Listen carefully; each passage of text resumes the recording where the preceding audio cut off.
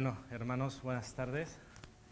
Vamos a continuar estudiando el Evangelio de Juan y iniciamos con el capítulo 7. El panorama es completamente distinto, no sé, según vuestras Biblias, habría que dar paso una página atrás, al inicio del capítulo 6, dice: después de esto Jesús fue al otro lado del mar de Galilea, el de Tiberias, y dice, y le seguía gran multitud. Y nosotros por el contexto, por los subtítulos, dice que alimentó a más de 5,000 gentes. Es decir, realmente le seguía una grande multitud, pero ya a finales del capítulo, versículo 66 dice, desde entonces muchos de sus discípulos volvieron atrás y ya no andaban con él. Y de esa grande multitud, ahora hablamos de un pequeño grupo, a 12 que se dirige a ellos y les dice, ¿queréis marcharos vosotros también? Imaginaros, ¿no?, el contraste de miles de seguidores a un escenario que vamos a ver en que ni sus propios hermanos le creían. Un poco por eso el título de esta prédica, increíblemente incrédulos. El panorama del capítulo 7 es de incredulidad, es decir, no solo de sus hermanos en la carne, que ya veremos ese punto, sino también de las multitudes y de los líderes religiosos. Pero si hay algo que resaltar de por qué no creían en él, por qué incluso querían matarle, si lo podemos resumir, es que Jesús hacía bien a todos y a todos les hablaba con la verdad. ¿Qué es lo que hacía Jesús? Eso, hacía bien, sanaba, hablaba del amor de Dios y les decía la verdad, ciertamente, a veces confrontaba, y esto hacía que le rechazaban, que se le oponían y que algunos incluso querían matarle. Un poco en la mañana hablábamos también del testimonio que Juan presenta, pero no en el Evangelio, sino en su primera carta, de que Jesús es Dios y que había el testimonio del Padre diciendo quién era Jesús, el testimonio del Espíritu diciendo quién es Jesús, y que juntándolo ahora con el del Evangelio, es decir, después de tantas evidencias, había gente, y mucha gente, que no creía en Jesús. No sé si te impacte, a mí sí que me impacta cómo después de ver señales, de tener a Jesús allí caminando entre ellos, le negaban, le rechazaban y, reitero, incluso querían matarle. Lo que también me llama la atención, que a pesar de esa incredulidad y de ese rechazo, Jesús seguía adelante por unos pocos. Para él valía la pena ir a la cruz. Aunque muchos le rechazaban, algunos pocos creían y por ellos valía la pena continuar. Así que veremos estos primeros 13 versículos del capítulo 7 en 3 partes. Analizaremos en los 3 casos incredulidad. Lamentablemente, nos gustaría hablar de otra cosa, pero es lo que dice el texto, que sus hermanos no creían en él, que los gobernantes no creían en él y que muchos de las personas, no todos, no creían en él. Iniciemos con el primer punto. Es interesante que Jesús es la vida y sin embargo procuraban matarle. Es como una ironía. Yo soy el camino, la verdad y la vida. Y querían matar al autor de la vida. No querían caminar por aquel que es el camino. Entonces, aunque este punto quiero que lo desarrollemos más tarde, en el punto donde van los gobernantes, pero sin embargo, el pasaje comienza de esta manera, que buscaban a Jesús para matarle. Dice en la parte final del versículo 7 que Jesús no quería ir a Judea porque los judíos procuraban matarle. Sí, matar a Jesús. Bueno, también ya más centrados en este primer punto acerca de los hermanos, he puesto este subtítulo, que Jesús es el maestro y le querían enseñar. Vale la pena hacer una anotación, así como la semana pasada tuvimos que diferenciar entre discípulos que eran multitudes y discípulos que eran los 12 para poder entender el texto. También es importante hacer aquí la aclaración que cuando nuestro texto dice hermanos, no se está refiriendo a hermanos en la fe, Nosotros nos decimos hermanos porque como tenemos la misma fe, somos hijos espirituales del mismo Padre y en ese sentido somos hermanos en la fe y nos decimos hola hermana, hola hermano, pero cuando aquí dice, versículo 3 por ejemplo, y le dijeron sus hermanos, ¿a quién se está refiriendo? A sus hermanos de sangre, a sus hermanos carnales, a los hijos de María y José. Entonces, debemos distinguir esto para no equivocarnos, ¿no? Se está refiriendo a hermanos en la carne.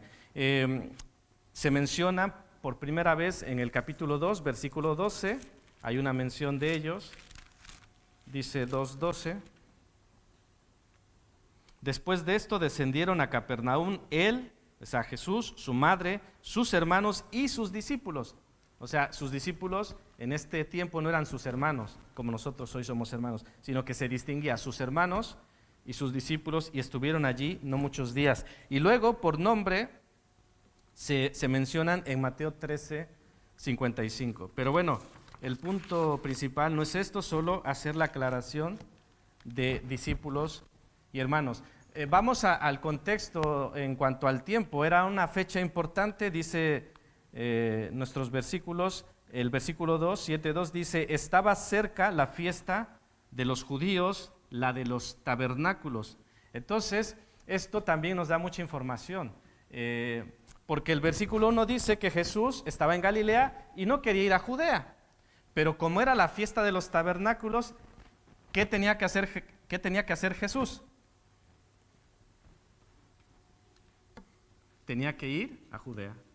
Es decir, no quiero ir a Judea porque me quieren matar, pero si quiero celebrar la fiesta de los tabernáculos, como todo buen judío, tengo que ir a Judea. O sea, tengo que ir allí a donde me quieren matar. Era un poco confrontante, ¿no? Tienes que ir allí a donde quieren matarte. Evidentemente, la situación no era sencilla. Y Jesús sabía sus obligaciones. Él conocía lo que tenía que hacer. Y él conocía los tiempos y les decía a sus hermanos, mi tiempo aún no ha llegado. Pero es interesante lo que nos dicen estos versículos porque parece ser que sus hermanos ya le tenían preparada una agenda a Jesús.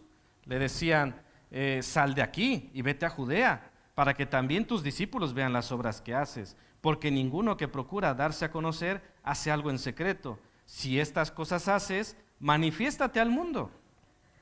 Es como si le dijeran, ve a Jerusalén, ve a la capital, allá habrá mucha gente. Si haces algunas señales, si es que realmente las haces, puede ser que vuelvas a ganar a la gente, puede ser que des a conocer aquello que quieras dar a conocer. Incluso algún comentarista dice que esto lo decían de manera burlona. ¿Por qué? ¿Por qué se puede sostener este argumento? Dice el versículo 5. ¿Qué dice el versículo 5? ¿Quién me lo puede leer? Y aún sus hermanos creían en él. Claro, ahí está la clave. Es todo este diálogo, toda esta situación, partimos de que ni sus hermanos creían en él. Bueno, hoy en día esto no es tan raro entre hermanos, ¿no? A veces los hermanos, yo no creo, tú no eres nada. No, pero fuera de esto, esta es una situación seria. Es decir, los hermanos de Jesús, hijos de María y de José, no creían en él. Y le decían, mira, aunque Jesús era el maestro, como he dicho, ellos le decían, no, tú haz esto, tú ve allá y haz estas cosas y posiblemente te vaya bien. Pero es evidente que sus hermanos malentendieron su propósito. No entendían, no acababan de entender lo que Jesús estaba haciendo. Y por tanto, y sin embargo, daban ideas, pero sin entender qué es lo que hacían ni decían.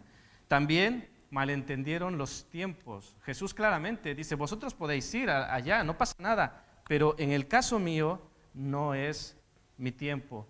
Y también malinterpretaron a su persona, lo que era Jesús, quién era. Evidentemente no creían en él, no sabían, no entendían, ni creían que era el Mesías, el Hijo de Dios. Para ellos era su hermano mayor, con el que habían crecido. Cuando ellos nacieron, ahí estaba Jesús. ¿Y quién es este? Pues mi hermano, el de toda la vida. ¿Cómo es que ahora es el Mesías? Esto es muy raro. no creían en él. Tercer punto, Jesús es amor y le aborrecían. No puede el mundo aborreceros a vosotros, mas a mí me aborrece, porque yo testifico de él que sus obras son malas. Yo creo que el texto es muy claro. Uno, que aborrecían a Jesús, lo cual no es poca cosa, no es como, me cae mal, como que no es mi tipo, no solemos llevarnos bien, no, esto era más, le aborrecían. Y era un odio que les impulsaba y les llevaba a otro nivel. ¿Cuál era ese otro nivel? Decídmelo, versículo 1, 7:1. Le querían matar. O sea, no era poca cosa. No es como, no nos llevamos bien. No. Le aborrecían a tal manera que querían matarle. ¿Y por qué le querían matar? También el versículo 7 es muy claro. Porque testificaba que sus obras eran malas. Les decía las cosas como se las tenía que decir. Y eso le hacía más popular, le hacía que le quisiesen más. Tristemente no. Tristemente lo que se ganaba era el rechazo de la persona, de su oposición. Pero Jesús es lo que estaba viviendo y sin embargo seguía adelante. Pero en este mismo contexto yo quiero que pensemos en esta pregunta. ¿Es normal que aborrezcan a Jesús y que a nosotros el mundo nos ame? Es una pregunta para pensarse. ¿Es normal que aborrezca el mundo a Jesús y que a nosotros nos ame? ¿Es normal? ¿Por qué no es normal? Evidentemente no debemos estar peleándonos con todos, ¿verdad? No queremos eso, ni Jesús quería eso. Pero cuando la luz dice, ¿qué comunión tienen las tinieblas con la luz? Y en ese sentido muchas veces hay cierta rivalidad. ¿Por qué? Porque se busque, no. Porque no puede haber comunión. Y es lo que le pasaba a Jesús. Y es lo que también nosotros debemos pensar. Si vamos muy al ritmo del mundo, si vamos muy con las filosofías del mundo, evidentemente el mundo nos va a amar, evidentemente el mundo nos va a aceptar, vamos a encajar perfecto en el mundo, pero a la luz de la palabra y de acuerdo a lo que nos debemos, esto no es tan normal. Debe ser más bien una señal de preocupación. ¿Por qué encajo también en el mundo? ¿Por qué la gente del mundo, somos como 2 gotas de agua? ¿Me estoy explicando? No quiero que os confundáis. No estoy diciendo que hagamos abiertamente una guerra contra el mundo. No, yo no estoy diciendo eso. Pero sí tenemos que distinguirnos. Sí tenemos que tener ciertos contrastes. Tenemos que amar, tenemos que ser pacientes, tenemos que ser luz en medio de los hombres. Claro, pero hermanos, si estás muy alineado con el mundo, debería preocuparnos, porque a Jesús, quien es el Hijo de Dios, quien es perfecto y que amaba mucho mejor que tú y que yo, lo aborrecían y querían matarle. ¿No te parece impresionante eso? ¿Será que yo ame como Jesús? Ni me acerco. ¿Será que yo sepa lo que Jesús? O sea, en nada me acerco a Jesús y a Jesús le aborrecían. Entonces, a mí me debería tocar un poco, entendedme, sería un poco lo normal. Así que es algo que tenemos que considerar. Incredulidad de sus hermanos. Ni sus propios hermanos creían en Jesús. Imaginaros el panorama. Mucha gente le había abandonado, multitudes le habían abandonado. Luego mucha gente quería matarle. Y luego sus hermanos lo tiraban a loco. ¿Cómo creéis que estaba en ese momento Jesús? ¿Cómo se sentiría? Y sin embargo, él seguía adelante, camino a la cruz. Porque no lo veremos eso hoy, pero él al final, en el tiempo que tenía que ir, subió a Jerusalén. Y maravillosamente después estaba predicando en el templo. Y dices, pero ¿no es que te querían matar? Ya. Pero Jesús hacía lo que tenía que hacer. Y si le tenían que matar, no le importaba. Él iba a cumplir porque Él vino a hacer la voluntad de su Padre. No vino a hacer la voluntad de la gente. No vino a que me quieren matar o que no me quieren matar. Vengo a hacer lo que me toca hacer. Vamos a pasar al número 2, a la incredulidad de los gobernantes, y nos vamos a centrar en los versículos 1 y 11. El versículo 11 en la Nueva Versión Internacional es un poco más específico de hablar de gobernantes, porque los otros versículos solo hablan de judíos. El 11 dice, por eso las autoridades judías lo buscaban. Yo os voy a hacer una pregunta, que a ver quién se acuerda, concreta y específicamente, ¿por qué lo querían matar?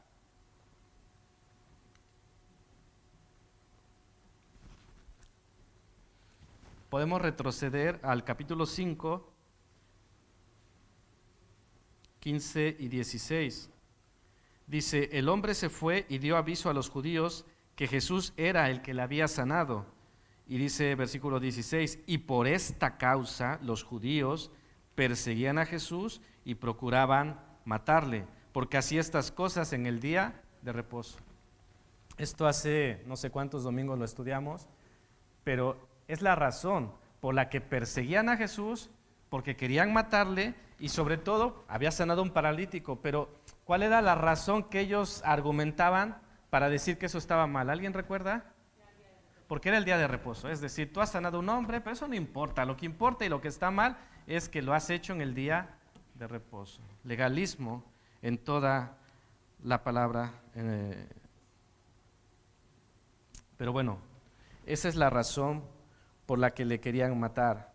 Es interesante cómo este tipo de actitudes, este tipo de conclusiones no se quedan en poco, sino que crecen y van engendrando otras cosas, ¿no? Primero el rechazo, la incredulidad, pero esto les lleva a cerrar más su corazón y como Jesús no se detiene, sino que los confronta, pues ahora hay odio, le aborrecían y querían matarle. Y hermanos, sabemos cómo termina la historia. ¿Esto se quedó en deseos? ¿Se quedó en intenciones? ¿O en qué terminó? Fijaros, o sea, no es como, no pasa nada. Bueno, es una simple contienda. No, fue creciendo de incredulidad, oposición, rechazo, aborrecerle, querer matarle y finalmente matarle. ¡Wow! Lo que es el camino de Satanás. O sea, Satanás no va a poner en el corazón inmediatamente lo máximo, pero va trabajando, va creciendo y termina en cosas tan tremendas como sucedió. Y por supuesto que todos sabemos lo que pasó de acuerdo a la palabra. Bueno, la incredulidad de las multitudes, versículo 12. Dice, y había gran murmullo acerca de él entre la multitud, pues unos decían, es bueno, pero otros decían, no, sino que engaña al pueblo. Quizá era el sector menos radical, porque como ya el propio texto lo dice, unos decían, es bueno, pero otros decían, no, este hombre engaña a la gente. Pero es interesante que ninguno quería decir esto en voz alta, versículo 13, pero ninguno hablaba abiertamente de él por miedo a los judíos.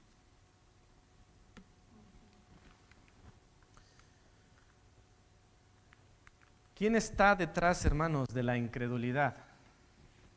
Satanás. La incredulidad es fruto de la duda y Satanás es un maestro para meter la duda.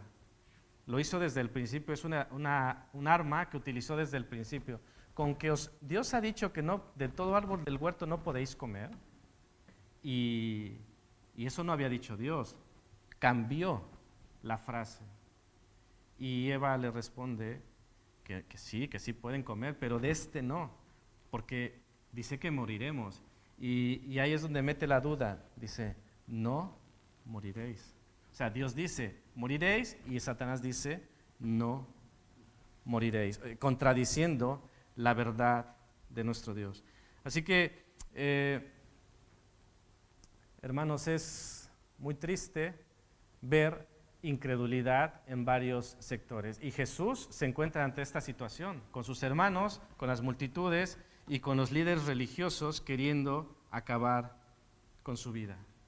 Y evidentemente, si no faltaba más, el enemigo espiritual que también estaba allí presente, asediando a nuestro Señor y queriendo acabar con Él.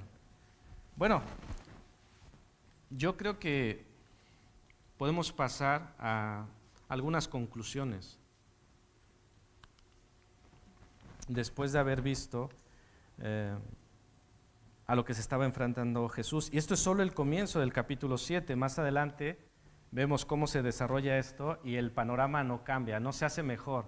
Es decir, progresivamente en los evangelios el panorama no se va poniendo mejor para Jesús, sino que va aumentando la tensión hasta que todo termina en la cruz. Todo termina con aquel grito de las multitudes que en un principio estaban divididas, pero que al final, desde su propia incredulidad, sumada con la presión de los dirigentes, culminó en fuera, crucifícale. Imaginaros, ¿en dónde termina? Una multitud que no sabía muy bien de qué iba esto y termina pidiendo que se crucifique a Jesús. Ya llegaremos allí, eso está en Juan 19, pero es como culmina esta historia, con la multitud rechazando y pidiendo la vida de Jesús. Bueno, pensemos en el primer punto. Bueno, este es el versículo que os acabo de mencionar, pero vamos a tratar estas tres conclusiones. ¿De qué va la fiesta? Es decir, hemos hablado de que estaba la fiesta de los tabernáculos. Podemos decir que era una fiesta religiosa, si me permitís la expresión, y pensemos con nuestras propias palabras, ¿para qué era esta fiesta? ¿Qué diríais?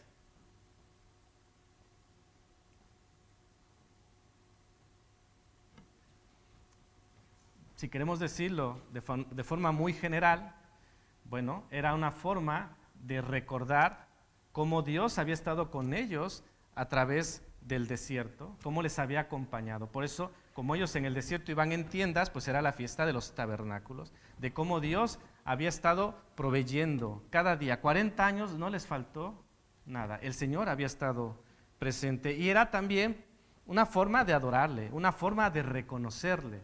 Pero imaginaros y pensad en la ironía. Esto es una fiesta para reconocer a Dios y Dios estaba en medio de ellos y les reconocían. Es muy triste, ¿no? Es muy triste que algo que debiera ser para adorar a Dios se había convertido en una cacería para atrapar a Dios. ¿No os parece irónico? ¿No os parece aberrante? De cómo el enemigo puede distorsionar todo de manera que los que debiéramos estar adorando a Dios le estemos persiguiendo. Y es muy triste, hermanos, pero que no pensemos que eso solo pasó allí.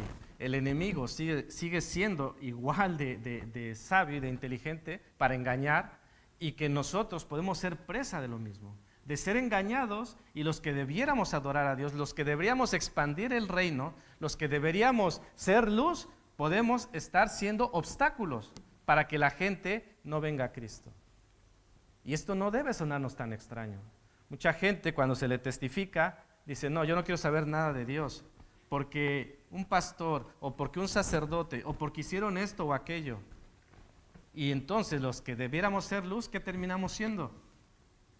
Obstáculos, y la gente dice, yo no quiero saber nada.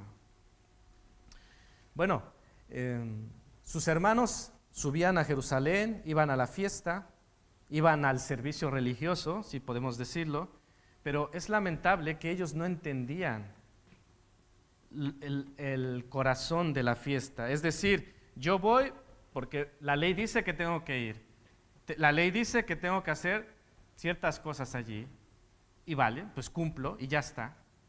Pero ellos no entendían el corazón, el espíritu de aquella fiesta. No entendían el significado, como dice ahí, no entendían de qué va la fiesta. Y Jesús no les acompaña, Jesús no va con ellos. Qué triste, hermanos, cuando Jesús no acompaña a nuestros servicios religiosos. Cuando Jesús no acompaña a nuestras fiestas. Y a lo mejor os suena esto muy brusco, pero sí que puede darse.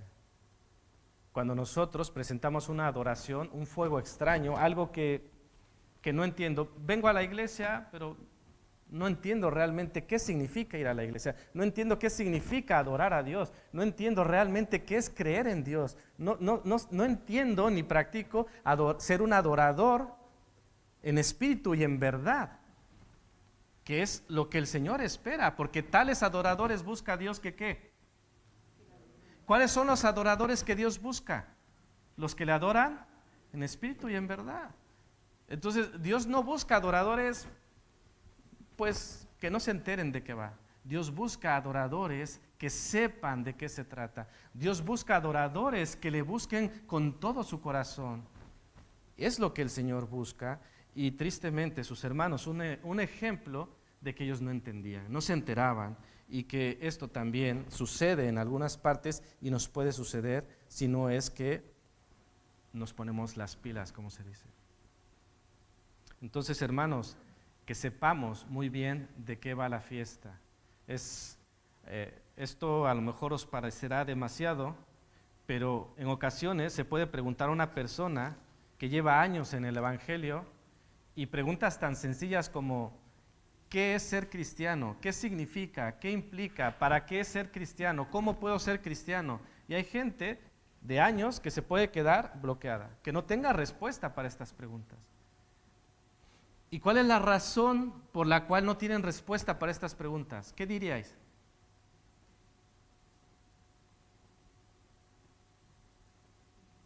Si lo tengo que decir en una expresión, no se han enterado de qué va la fiesta. No se han enterado.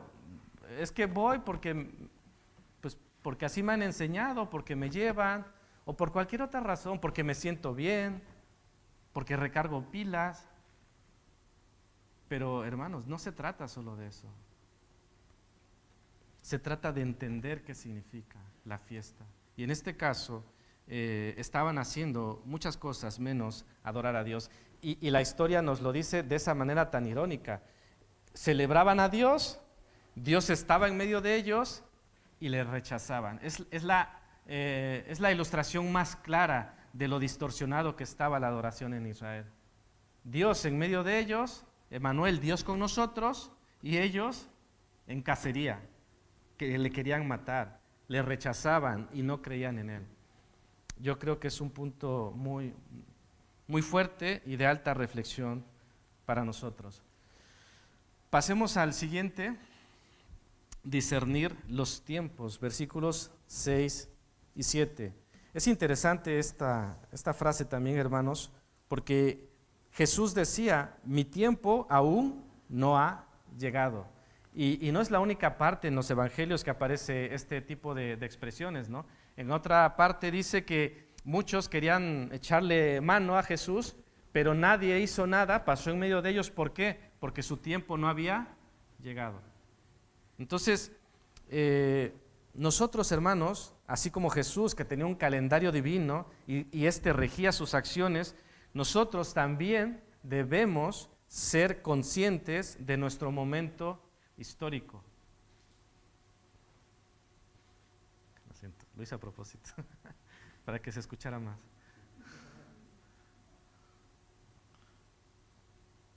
Hermanos, Jesús conocía los tiempos y decía, no es mi momento. Nosotros conocemos nuestro tiempo, no personal, sino nuestro tiempo como iglesia, nuestra época histórica en la que estamos viviendo. Somos conscientes en qué momento estamos, de los principales desafíos que tenemos como sociedad, como iglesia. Hermanos, yo creo que esto siempre ha sido así, pero debemos ser conscientes que vivimos tiempos de amoralidad, el relativismo en toda su expresión. No hay para el mundo verdades absolutas. Y estamos en ese momento histórico. Y esa ideología, esa filosofía se cuela a la iglesia. Y si nosotros no somos conscientes, hermanos, podemos ser llevados, como se dice, por todo viento de doctrina. Es que escuché en YouTube o escuché en Instagram y uno dice una cosa, dice otra cosa y vamos aquí, yo creo esto, yo creo el otro y ahora creo esto y somos así. Y no tenemos una base firme. Y quiero que pensemos, volvamos a los hermanos de Jesús, que estaban haciendo una labor de consejeros de Jesús. El maestro estaba allí, el maestro de maestros, pero ellos decían, no, tú tienes que hacer esto, esto y esto, que nosotros sabemos cómo va la cosa. Si nosotros no tenemos firmeza en la palabra, no tenemos firmeza en Dios, puede ser que tengamos consejeros que nos pongan su propia agenda y nos digan cosas tan incongruentes como se lo dijeron a Jesús. Ve a Jerusalén y haz lo que tengas que hacer. Imaginaros qué implicaba esto. El versículo 1 dice, Jesús no iba a Jerusalén o a Judea porque le querían matar. ¿Y cuál es el consejo de sus hermanos? Oye, ¿por qué no vas a Jerusalén? Y si Jesús hubiese respondido, ¿pero por qué me dices esto? ¿Acaso quieres que me maten? ¿O no te enteras? ¿O de qué va esto? Pero hermanos, cuidémonos de llevarnos según por qué consejeros. Nuestro principal consejero es Dios y podemos encontrar su consejo en la Biblia. Es bueno escuchar consejeros, es bueno escuchar según qué personajes, pero tenemos que también nosotros escuchar directamente de la palabra. Tenemos que ir a la Biblia. No pensemos, porque uno de los engaños que Satanás nos lanza es, tú no entiendes la Biblia. Si tú la lees, te aburres. Si tú la lees, te duermes. Si tú la lees, no vas a entender nada. Y nosotros decimos, vale, mejor me pongo cualquier aplicación, cualquier devocional. Y claro que hay muchas cosas buenas allí, pero no todas. Y a veces no discernimos cuál es la buena. Entonces, no está de más ir directamente al consejero de consejeros que es Dios. Dice 1 Corintios 15:33, no erréis, las malas conversaciones corrompen las buenas costumbres. Sepamos elegir los consejeros, sepamos elegir las conversaciones, porque las malas conversaciones corrompen las buenas costumbres. Es algo que tenemos que cuidar también, hermanos. A veces somos dados a según qué conversaciones y decir, esto me edifica, esto edifica a la iglesia, esto edifica a mi hermano. Es importante, hermanos, saber cuándo pelear y dónde pelear, porque Jesús dijo, no, este no es mi momento. Habría un momento en el que pelearía esa batalla, habría un momento en que él enfrentaría a los fariseos y a los saduceos sin ningún problema. Él no era cuestión de miedo, era cuestión de tiempos. Y hay momentos en los cuales es válido ir a otro lugar, ¿no? El caso de, ¿recordáis cómo José y María tuvieron que ir a Egipto? ¿Por qué? Fueron literalmente huyendo a Egipto. Y dices, pero el Hijo de Dios, Dios no le podía guardar, Dios no le podía cuidar, Dios no podía mandar ángeles, sí que podía, pero no fue su plan. Y José y María tuvieron que marchar a Egipto. Mateo 10:23 dice, cuando os persigan en esta ciudad, huid a la otra, porque de cierto os digo que no acabaréis de recorrer todas las ciudades de Israel antes que venga el Hijo del Hombre. Volvemos a la pregunta que hice hace rato. ¿Y por qué aborrecía el mundo a Jesús? Y dice el mismo versículo, porque daba testimonio de que sus obras eran malas. Así que, hermanos, nosotros muchas veces nos toca la labor de decir ciertas verdades, tenemos que decir verdades. Es decir, no podemos decir, por supuesto, mentiras, y a veces tenemos que confrontar con la palabra de Dios. Y que no nos extrañe que la respuesta sea rechazo, oposición y odio incluso. ¿Esto es deseable? Pues no. Pero, ¿qué tenemos que hacer? ¿Qué diríais que tenemos que hacer? De acuerdo al ejemplo de Jesús. ¿Nadie se anima?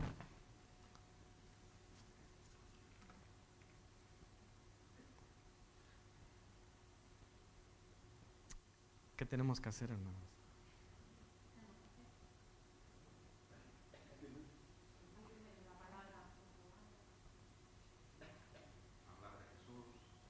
Sí. Jesús llegó al punto en que tuvo que confrontar y fue firme. Y muchos le dejaron, muchos le rechazaron, algunos le aborrecían y otros le querían matar. Y sin embargo Jesús siguió diciendo la verdad, como no podía ser de otra forma, como no debería ser de otra forma en el caso de nosotros. Jesús no venía a que le aborrecieran, fue algo que resultó del propio rechazo de la gente. ¿Por qué? Porque daba testimonio de que sus obras eran malas. Versículo 7.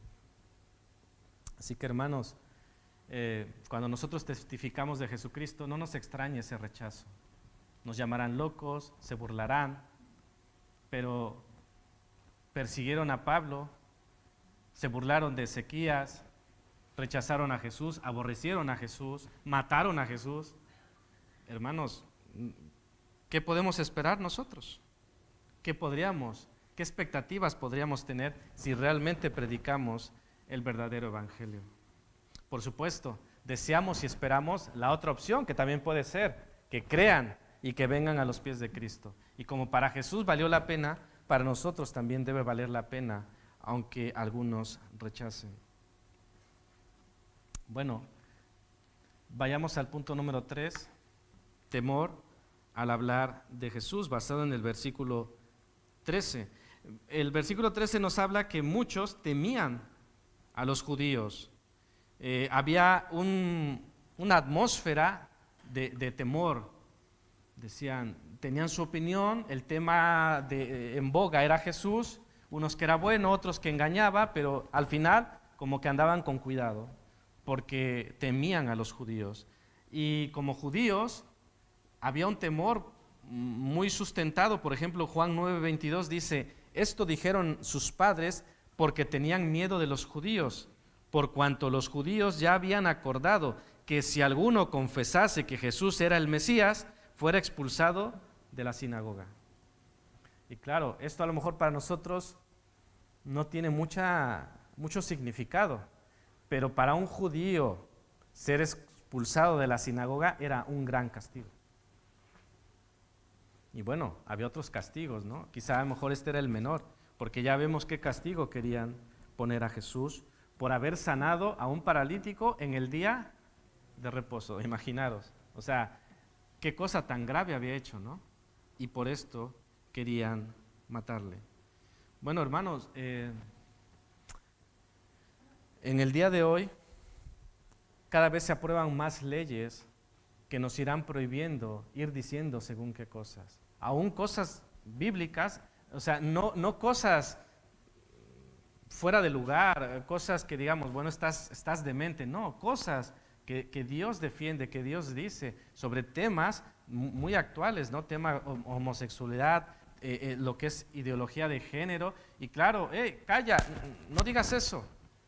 Hace poco hubo una conferencia que tuvieron que ponerle un título un poco rebuscado para que no fuera rastreado en las redes, porque me decían que ya hay gente rastreando cualquier cosa. De hecho, si alguien está escuchando esto al rato, pueden venir a por mí, ¿no? Es decir, este está hablando cosas que no debería decir y por ley no debería decirlas. Temor al hablar de Jesús. Hermanos, hay esperanza. Aunque seamos rechazados, aunque seamos objeto de burla, aunque nos aborrezcan, tenemos que continuar y al final habrá fruto. Y nuevamente los hermanos son un ejemplo de esto. Así como fueron ejemplo del rechazo, también son un ejemplo del fruto. Porque es interesante que si yo os pregunto, ¿José era un hombre de fe? ¿Qué diríais? Sí, ¿por qué? Mateo 1:20, creyó lo que le dijo al ángel. Dice que él quería dejar a María, pero cuando el ángel le dijo esto, dice que la recibió. Es decir, creyó. Aunque era raro, ¿no? Humanamente dices, uy, mi prometida está embarazada. Creyó, tuvo fe. ¿María era una mujer de fe? Sí, también. Lo podemos ver también en los primeros capítulos de Lucas y de Mateo. Jesús era un hombre de fe. Bueno, pues sus hermanos vivían con Jesús, con María y con José y no creían. Dices, wow. Es de llamar la atención.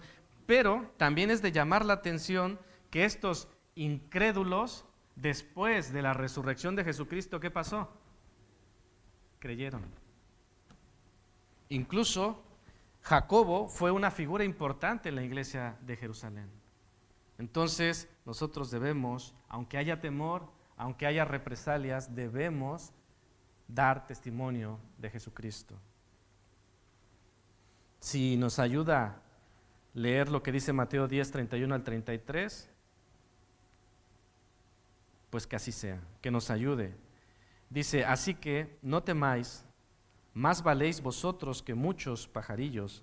A cualquiera pues que me confiese delante de los hombres, yo también le confesaré delante de mi Padre que está en los cielos. Y cualquiera que me niegue delante de los hombres, yo también le negaré delante de mi Padre que está en los cielos. Y reitero, así que no temáis. En el mundo tendréis aflicción, pero confiad, yo he vencido al mundo. Así que, hermanos, en un entorno de incredulidad, en el capítulo 7, en un entorno de incredulidad en nuestro entorno, en nuestra actualidad, tenemos que ser luz, tenemos que ser testigos, tenemos que creer en Jesús. Y esto en muchos casos implicará rechazo, en muchos casos implicará que nos odien, y no quiero pensar que incluso quieran matarnos, pero sucedió con Jesús, puede pasar con nosotros, y como los tiempos se ponen peores, no nos extrañe que vayamos hacia allá vamos. Así que como iglesia, no solo local, sino iglesia universal, necesitamos reaccionar, necesitamos, así como un pequeño grupo, ¿cómo se le llama?